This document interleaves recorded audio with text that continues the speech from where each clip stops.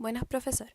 Hoy día vamos a hablar de las semejanzas y diferencias entre la concepción platónica de las ideas y la transformación que dicha concepción experimenta en el filósofo Filón de Alejandría. Nuestro grupo está conformado por Sebastián Vargas Rodríguez, Camilo Golbertello, Julián Rodríguez Pérez, Nicolás Becerra Saavedra y Lares Calmarza Medina. Platón fue un filósofo griego entre los siglos V y IV a.C. Junto con su maestro Sócrates y su discípulo Aristóteles, Platón es la figura central de los tres grandes pensadores en que se asienta toda la tradición filosófica europea. La obra de Platón es innegablemente novedosa en su elaboración lógica y literaria, en donde estableció una serie de constantes y problemas que marcaron el pensamiento occidental más allá de su influencia inmediata, que se dejaría sentir tanto entre los paganos como en el neoplatonismo de Plotino, o como en la teología cristiana, fundamentada en gran medida por San Agustín sobre la filosofía platónica. Después de la muerte de su maestro, se dedicó a viajar por Oriente y el sur de Italia, y luego de una serie de eventos desafortunados, regresó a Atenas, en donde fundó, en el año 387, una escuela de filosofía, la cual estaba situada en las afueras de la ciudad, junto al jardín dedicado al héroe Academo, de quien es de donde procede el nombre de academia. La Academia de Platón fue el precedente y modelo de las modernas instituciones universitarias. En ella se estudiaba y se investigaba sobre todo tipo de asuntos, dado que la filosofía englobaba la totalidad del saber. Hasta que, paulatinamente, fueron apareciendo en la propia academia las disciplinas especializadas que darían lugar a ramas diferenciadas del saber. Estas son la lógica, la ética o la física, entre muchas otras. Hola, mi nombre es Camilo Golber y voy a presentar acerca de la teoría de la idea en Platón. El sistema filosófico platónico tiene muchas aristas, tocando temas como la ética, la política, la cosmología, pero según el tema de nuestra presentación nos centraremos tan solo en su forma de entender el mundo de las ideas o teoría de las ideas y también lo que para Platón es partícipe en la fabricación de la realidad sensible. Decimos realidad y no mundo sensible porque es así como Platón se refiere a aquello que forma parte de su dualismo ontológico. El término mundo sensible, como también el de mundo inteligible, fueron introducidos por Filón, tal como el mismo Filón lo dice en Opificio Mundi. Podríamos decir que el mundo inteligible no es nada distinto al logos divino ya creando el mundo. Y sería incorrecto atribuir la idea de mundo a Platón. En los textos platónicos, más específicamente en el Timeo, se explica la creación, o mejor dicho, fabricación del mundo sensible, señalando que en ella participan tres elementos: el demiurgo, las ideas y la materia. En cuanto al primero de estos, se hace especial énfasis en su rol fabricador, lo que significa que no crea a partir de la nada, sino que modela o construye con elementos preexistentes. Pero esta construcción tiene un carácter bondadoso. Como el demiurgo es bueno y sin envidia, fabrica las cosas buscando que se parezcan lo más posible a él, tal como se explica en la siguiente cita. Digamos entonces por qué motivo el constructor construyó la generación y este universo. Era bueno, y jamás surge en un ser bueno envidia alguna acerca de nada, y libre como estaba de ella, quiso que todo se generase lo más posible a sí mismo. Lo anterior, si bien es dicho en el Timeo, se encuentra confirmado en un escrito de Óscar Velázquez llamado La significación del paradigma en el Timeo de Platón y su carácter articulador, publicado en la revista de estudio de filosofía platónica cristiana Diadoqué, en el año 2001. En este texto se revisa el Timeo y se analizan las doctrinas más importantes, dando a entender que justamente esta bondad y falta de envidia del demiurgo es lo que hace que quiera elaborar el ámbito sensible. Así lo dejan claro el autor en el siguiente pasaje. La bondad del demiurgo y su falta de envidia son el motivo de su actividad de constructor, es decir, la razón por la que actuó para crear un mundo. Platón comprende la realidad sensible como una copia, una imitación. Esto quiere decir que el demiurgo tiene un modelo al cual tiene que imitar al elaborar la realidad sensible, y ese modelo es justamente las ideas, las cuales tienen como característica ser el fundamento del ser y del conocimiento del ámbito sensible. Así que, para que algo fabricado por el demiurgo tenga alguna noción de perfección, debe participar en ello una idea. En definitiva, el demiurgo copia o imita a las ideas para fabricar o construir la realidad sensible. De esta forma llegamos al último punto, o al último elemento, mejor dicho, que conforma la elaboración del ámbito sensible, la materia. La materia es preexistente al igual que los otros dos principios. Es pasiva, lo que significa que no tiene capacidad para crear por ella misma, y también es potencia, lo que significa que no es nada en particular, pudiendo ser así en potencia muchas cosas distintas. Pero el punto que nos gustaría recalcar sobre la materia es que, siendo desordenada y caótica, el demiurgo se encarga de otorgarle cierta forma y orden, como bien dice Platón, porque Dios quiso que todas las cosas fueran buenas y que en lo posible nada fuera defectuoso. Así entonces, después de tomar control de todo cuanto era visible, que no se mantenía en reposo, sino que se movía en forma discordante y desordenada, lo condujo al orden desde el desorden, pues consideraba que aquello era de todas formas mejor. Esta cita es sacada del Timeo 30a. Es importante recalcar la importancia del dualismo ontológico en la filosofía platónica. La realidad sensible es lo opuesto a la realidad inteligible, y en esta última es donde se encuentra el mundo de las ideas. Para caracterizarlo es necesario entender que, para Platón, las ideas son preexistentes al igual que la materia, y funcionan como un molde para la fabricación de lo sensible. En este mundo se encuentran las cosas en sí, la belleza en sí o la justicia en sí, algo que no sucede en la realidad sensible. En ella las ideas participan de lo sensible. Es más, las cosas no pueden decidir si participan o no, porque no son activas, son lo contrario de las ideas. Entonces son las ideas con su rol activo quienes participan en lo sensible. La realidad sensible se caracteriza por ser mutable, siempre cambia, es material, y en ella vivimos nosotros, los humanos, mientras que la teoría de las ideas es todo lo contrario, es invisible para los humanos, es inmutable, y en ella se encuentra la esencia de las cosas. Es más, Platón consideraba que este mundo era más real que el sensible, ya que en él estaban justamente las ideas, las cosas en sí.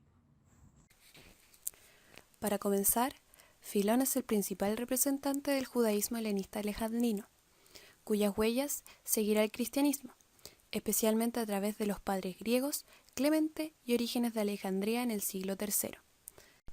Filón se encuentra en un ambiente de esplendor cultural, ya que a partir del siglo III a.C., las comunidades judías se empezaron a asentar en Alejandría, territorio helénico que había tenido mucha influencia de distintas culturas a través de las conquistas de Alejandro.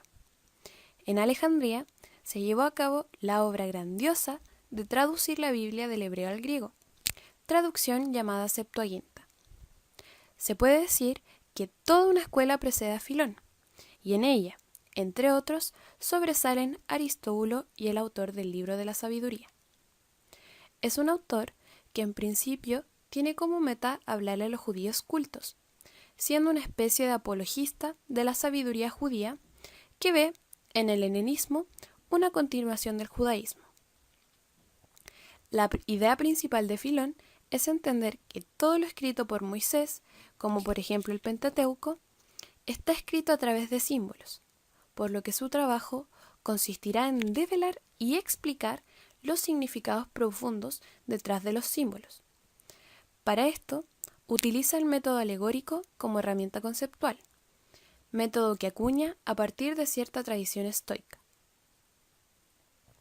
Filón consideraba que el judaísmo provenía de Moisés y creía que Moisés no era solo un profeta, sino que era el más grande de los filósofos, que habiendo estudiado las diferentes filosofías, estableció la moral y la teología de aquel pueblo a través de preceptos revelados por Dios. Y Filón, que además había estudiado a Platón, hizo una síntesis entre estos dos autores. Platón decía que había una realidad inmaterial e inteligible y también una realidad sensible, además de que toda la materia recibía su forma de las ideas. Para Filón, entonces, ya no había solo un mundo inmaterial suprasensible y otro sensible perceptible, sino que se le agrega un tercer ente, quien contiene y administra las ideas. No era nadie más que Yahvé, o como Filón llama, el Logos. Entonces, en el sistema filoniano tenemos, en primer lugar, a Dios como trascendente a todo. En segundo lugar, al Logos y al mundo de las ideas como uno en pleno acto de creación. Y finalmente, al mundo de la materia, lo cual refleja la asimilación del platonismo hacia el judaísmo. Asimismo, Filón integra una analogía en el cual el Logos sería un tipo de arquitecto pensando en crear una ciudad, en donde Dios sería el rey que le subordina la misión de crear la ciudad a su arquitecto de confianza. Paralelamente, el pensamiento de este arquitecto no sería nada más que el mundo de las ideas, Y de la misma forma, la ciudad ya creada por el arquitecto sería el mundo sensible ya creado por el logos. La teoría de las ideas de Platón tiene una innegable influencia en el sistema de Filón, en donde éste rescata las ideas como formas paradigmáticas, inteligibles e inmutables, las cuales tienen el rol de otorgar forma a la materia para así crear los objetos sensibles. Según Filón, entonces, lo sensible es creado según el modelo inteligible, es decir, el mundo sensible es imitación de la imagen divina. Las ideas no ocupan lugar físico, ya que su lugar es el logos divino que organiza este tipo de realidades. Filón destaca el Timeo de Platón, que habla sobre un demiurgo artesano del universo, que transforma y cambia el mundo a partir de una materia preexistente. Por otro lado, en los escritos de Filón se destaca que hay una divinidad que crea, la cual nos va introduciendo cada vez más la idea del génesis de un mundo frente a la idea de un mundo eterno, elemento más propio de la cultura griega. A continuación, se presentará en mayor detalle el mundo de las ideas en Filón de Alejandría, para así dejar al descubierto semejanzas y diferencias entre estos dos sistemas, y finalmente, ahondar en una problematización para luego acabar con las conclusiones respectivas. Bueno, para continuar, mi nombre es Sebastián Vargas y voy a exponer al respecto del mundo de las ideas en Filón de Alejandría. Bueno, empecemos. El mundo de las ideas en Filón, en esencia, se ubica en un sistema que tiene como objetivo explicar el origen del mundo. Las ideas son la razón por la cual todas las cosas del mundo sensible parecen tener cierta armonía, cierto orden y cierta forma. Y, a modo de contexto breve a esto, nos parece que esta cita de Quod Deus sit immutabilis es bastante esclarecedora al respecto de lo que, en cierto sentido, antecede al mundo inteligible. Procedo a leer. Pero Él, es decir, Dios, no recibe nada de nadie, pues además de no necesitar nada, Él posee todos los bienes y para dar, Él utiliza al administrador de sus dones, su logos, mediante el cual Dios produjo el mundo. Bueno, en esta cita se puede comprender la relación entre Dios y el logos. Dios es trascendente a todo en el mundo, es el ser superlativo del universo. Pues, como dice Filón, no está permitido que aquel que goza de la bienaventurada felicidad tenga a comerse con la materia, indefinida y privada de toda organización. Y debido a esto, Dios no entra en contacto directo con la creación, sino, gracias a su trascendencia, Él utiliza como mediador a su primogénito Logos, el cual posee los dones de Dios para crear, ordenar y cuidar al mundo inteligible y, posteriormente, al mundo sensible. Por eso se dice que el Logos es el administrador de Dios. Asimismo, en De Opificio Mundi se deja en evidencia que el Logos posee varios roles dentro del sistema filoniano, como se puede ver en la siguiente cita. No podría haber ningún otro lugar de donde procedan las ideas que el Logos divino, que las ordena. Pues, ¿qué otro lugar habría para sus potencias que fuese suficiente para recibir y contener, no digo siquiera todas, sino una sola idea pura? Bueno, en primer lugar, se establece que el Logos es un tipo de depósito de las ideas inteligibles, pues proceden de éste. Por ende, se puede decir que el Logos es el límite del mundo incorporal, como bien dice Filón en De Opificio 36. Además, se le adscribe el carácter de ser quien las ordena. El Logos es el administrador directo de las ideas. Asimismo, se describe a las ideas como potencias, es decir, a las ideas como un principio activo, lo cual puede revelar el carácter y el rol de las ideas dentro del sistema filoniano. Y como dice Filón, podríamos decir que el mundo inteligible no es nada distinto al Logos divino ya creando el mundo. De la misma manera, que la ciudad inteligible no es nada diferente del pensamiento del arquitecto, ya pensando en crear la ciudad. Bueno, de esto se sigue un poco con lo anterior que estábamos hablando, que el mundo de las ideas y el Logos son uno, o como se dice en la cita explícitamente, coinciden. Sin embargo, es necesario advertir que esto ocurre, es decir, esta coincidencia, o que coinciden tanto el Logos como las ideas, cuando el Logos está creando el mundo sensible, o sea, en pleno acto de creación coinciden. Para Dios, el pensar y crear son el mismo acto, sin embargo, para los humanos son actos distintos, y debido a esto mismo se añade esta aclaración. Además, en esta cita se integra la ilustrativa analogía del arquitecto que se le encarga la tarea de construir una ciudad. En dicha analogía, aunque no está explícito, Dios sería el rey que subordina la creación de la ciudad a su arquitecto de confianza, en donde este arquitecto de confianza representa análogamente al Logos. Asimismo, el pensamiento de este arquitecto ya pensando en crear la ciudad representa el mundo pensado, es decir, el mundo inteligible o el mundo de las ideas. Por lo tanto, aquí la ciudad ya construida no es nada distinto que el mundo sensible. Para continuar, se dice, en efecto, como dice Filón en De Opificio 36, el mundo incorporal tiene su límite y es establecido en el Logos divino, mientras que el mundo sensible fue producido como su fruto según su modelo. Entonces, Filón caracteriza al mundo inteligible como modelo del mundo sensible, como paradigma. Así, el mundo sensible es el fruto o resultado de una imitación del mundo inteligible. Y si aplicamos la analogía del arquitecto a esta cita de Opificio 36, se puede decir que el pensamiento de la ciudad o la estructura de la ciudad es el pensamiento del arquitecto. Ergo, el arquitecto es el límite de la ciudad pensada. Para continuar, el mundo de las ideas es el paradigma, desde el cual el mundo sensible llega a ser, a existir. Las ideas inteligibles otorgan forma a lo sin forma. Además, desde la otra perspectiva se puede decir que las cosas del mundo corporal son imitaciones de las cosas del mundo inteligible. Por eso mismo se dice que lo inteligible es paradigma de lo sensible. Y ahora, en Specialibus Leibus se ahonda más explícitamente a esto que estábamos hablando, esto de lo inteligible y divino. Como Dios dice, estas potencias que buscas conocer son invisibles e inteligibles, tanto como yo soy totalmente invisible e inteligible. Y llamo inteligible no aquellas de mis potencias que pueden ser captadas, sino aquellas que, en el caso de poder ser captadas, no lo serían por la sensación, sino por la aprehensión del intelecto más puro. Sin embargo, siendo inaprehensibles por esencia, dejan aparecer como la marca y la impronta de su actividad.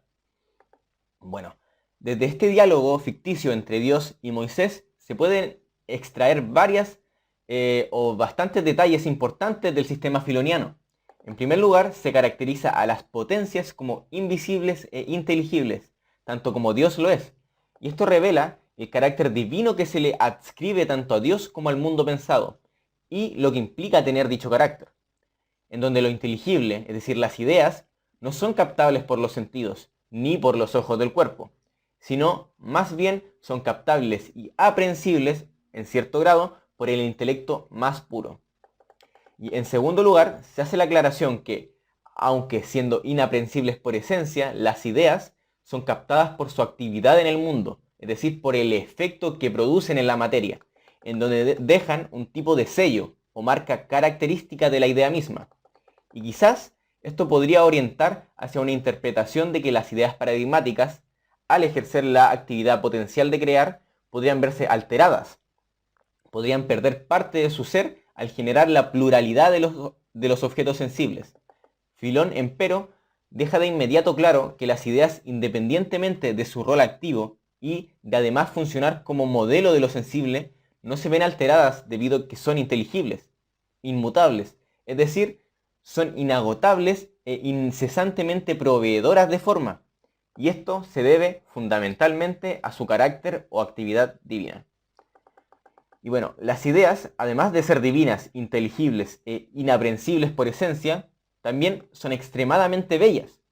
Dios, en primer lugar, prefigura el mundo de las ideas en su logos, para asegurar que el mundo sensible sea bello, pues, en tanto que el mundo inteligible es el modelo de lo sensible, se sigue que de esa imitación también se copia cierto grado de belleza. Y esto queda explícito en la siguiente cita. Pues, Dios, como dice Filón, sabiendo por anticipado que una bella imitación no puede sino devenir el doble de un bello modelo, Él prefiguró primero el mundo inteligible, con el fin de utilizarlo como modelo incorporal que comparte en el más alto grado la forma de lo divino, y luego realizó el mundo corporal, réplica más reciente de aquel más antiguo, que contiene tantas especies sensibles como inteligibles hay en aquel. Ya para finalizar, cabe decir que en la época de Filón existían ciertas críticas al respecto de la teoría del mundo inteligible, en donde se dice que las ideas son vacuas, sin contenido. Más bien dicen que son nombres vacíos, lo cual inclinaría a admitir que la teoría del mundo de las ideas es absurda y superflua. No obstante, Filón replica de inmediato apuntando hacia la necesidad metafísica de la existencia de formas y potencias inteligibles, pues es necesaria la existencia de las ideas para que el mundo sensible exista, ya que el mundo inteligible antecede, es la forma y potencia del mundo sensible. Por consiguiente, negar esto es caer en una contradicción irreparable, que inevitablemente nos posicionaría en el estadio previo en el que la materia recibiera forma y cualidad. Por lo tanto, se sigue que la teoría de las ideas es necesaria para concebir el mundo material, en tanto su rol previo a cualquier creación no inteligible. Mi nombre es Camilo Goldberg y haré las similitudes del sistema filoniano con el platónico. Una vez hecha la caracterización del mundo de las ideas para Filón y de la teoría de las ideas para Platón, podemos empezar a comparar sus sistemas filosóficos. Si bien lo más importante sabemos que son las diferencias, también creemos relevante mencionar las similitudes más pertinentes que se pueden encontrar entre estos dos sistemas. La primera de ellas es el dualismo ontológico. Filón rescata de Platón el dualismo entre lo sensible y lo inteligible. Asimismo, al igual que Platón, le otorga la noción de copia al mundo sensible y, en consecuencia, el rol de modelo a las ideas. La siguiente cita de Opificio Mundi refleja justamente la noción de modelo que se tiene de las ideas en Filón. En efecto, el mundo incorporal tiene su límite y es establecido en el logos divino, mientras que el mundo sensible fue producido como su fruto según su modelo. Otra de las cosas que nos parece pertinente mencionar que son similares entre Platón y Filón es la preexistencia de la materia. Ambos autores dejan en claro que la materia existía antes de crearse el mundo sensible, que el demiurgo en Platón y el logos en Filón le dio forma y orden, pero que ya existía, que no fue su obra. Filón deja en claro la no forma y el desorden de la materia en la siguiente cita, porque ella, de sí misma, era sin orden, sin cualidad, sin vida, sin homogeneidad y estaba llena de heterogeneidad, discordia y desarmonía. Soy Nicolás Becerra y pasaré a hablar sobre las diferencias y los cambios de la doctrina filoniana desde la platónica. El primer punto que creímos como grupo pertinente mencionar son las diferencias en cuanto a nombre de concepto. Es importante remarcar que en Platón se habla de una realidad intelectual, no se habla propiamente tal de un mundo de las ideas. Ese fue un concepto que salió desde Filón, y así lo podemos ver y clarificar con esta cita del Fedón, que dice: si existen las cosas de que siempre hablamos, lo bello y lo bueno y toda realidad de esa clase, y a ella referimos todos los datos de nuestros sentidos, y hallamos que es una realidad nuestra subsistente de antes. Aquí podemos notar cómo menciona la idea de lo bello, de lo bueno, que viene perteneciendo al mundo intelectual, y así podemos observar cómo se refiere a ellas como una realidad y no como un mundo como sí se hace en Filón. Entendiendo esta diferencia en cuanto a concepto, ya podemos pasar a las diferencias de la figura de Dios y su creación, partiendo desde la figura de Filón, que como teníamos pensado hacerlo, este ve en Dios la causa activa de la creación, pese a que su interpretación de los versículos del Génesis los hace desde una mirada platónica, desde una visión así, no explica de la misma manera el proceso. ¿Esto por qué? En primer lugar, para Platón el demiurgo crea el cosmos, tomando como referencia el modelo de un mundo de ideas ya preexistente, que es eterno y no creado, como hacía referencia en el Timeo. En cambio, en Filón, en contraste, por medio del logos, se crea el mundo de las ideas y de éste se pasa a producir el mundo sensible. Y aquí viene mencionada la doctrina de la doble creación. Y es por esto que se le llama arquitecto, por eso se le da ese sobrenombre al dios de Filón. Y no solo quedan arquitecto para Filón, también además de ser esto, para él Dios es un ser perfecto y espiritual que no podemos ver ni conocer, sino a través de su reflejo, que vendría siendo el logos, y también las potencias que intervienen en el mundo. Es decir, a fin de cuentas, utiliza el logos como administrador de sus bienes.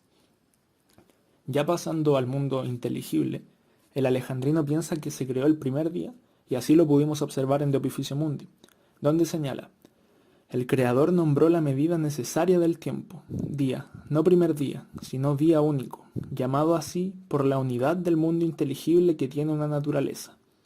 Después de esto vino el mundo sensible, al cual también se refiere en este texto, y dice: el mundo incorpóreo tenía de ahora en adelante sus fronteras constituidas en el Logos divino.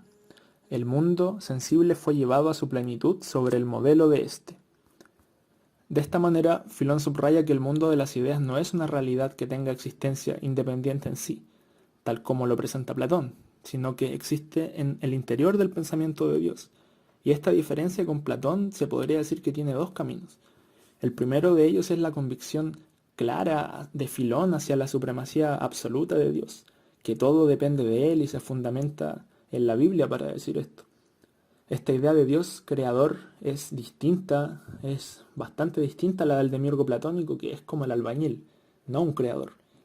El otro camino para apuntar estas diferencias es el ambiente filosófico del platonismo medio, que Filón comparte, por cierto, donde la especulación sobre el mundo de las ideas ha sufrido un proceso de interiorización. Al final, para Filón, el mundo inteligible como modelo del sensible tiene origen en el pensamiento de Dios, en el Logos, y que en él Dios piensa y va a proyectar el mundo que va a crear. Así podemos ver en las diferencias entonces que para Filón, Dios por medio del Logos creó primero el mundo de las ideas, a diferencia del demiurgo platónico, que crea el cosmos, tomando como referencia a este mundo de ideas preexistente.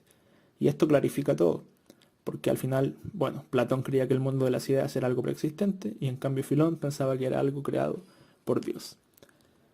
Ya pasando a otro punto que es importante mencionar, es cómo Filón introduce al Logos como mediador.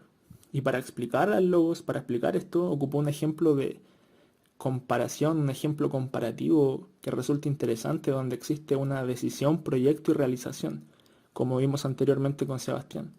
Me refiero al ejemplo de la creación de la ciudad y a la creación del mundo. Mientras que en la creación de la ciudad la decisión pasa por el rey, el proyecto por arquitecto y la realización por un albañil, por el lado del mundo, que era lo que quería apuntar Filón, la decisión fue de Dios, el proyecto hecho por el Logos, y la realización por el Logos y las potencias. El Logos al final ejerce una causalidad ejemplar.